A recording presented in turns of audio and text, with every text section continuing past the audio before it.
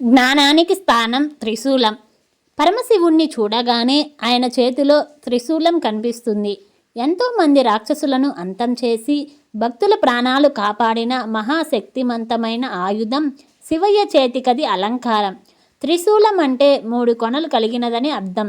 సత్వ రజో తమో గుణాలకు ప్రతీకైన ఆ 3 కొనలు పిడి దగ్గర కలుసుకుంటాయి. త్రిగుణాల ఏకత్వానికి ఇది సంకేతం.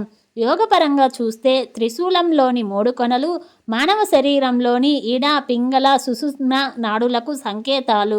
ఈ 3 నాడులు శిరస్సులో ఉండే జ్ఞాన కేంద్రం దగ్గర కలుస్తాయి. ఇదే త్రివేణి సంగమం. 3 కొనలు 3 నాడులకు సంకేతాలైతే జ్ఞాన కేంద్రం శూలహస్తాన్ని సూచిస్తుంది. వాటి ఏకత్వాన్ని త్రిగుణ సంగమాన్ని ప్రకటిస్తుంది.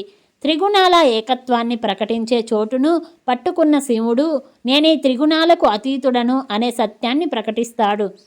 అంతేకాదు భూత భవిష్యత్తు వర్తమానాలనే త్రికాలాలకు, జాగృత్ స్వప్న సుషుప్తులనే త్రిస్థితులకు తానే అధిదేవతను అనే సత్యాన్ని కూడా త్రిశూలం ద్వారా పరమశివుడు తెలియజేస్తాడు. ఆది దైవిక, ఆది భౌతిక, ఆధ్యాత్మిక తాపాలను త్రిశూలం పోగొడుతుంది.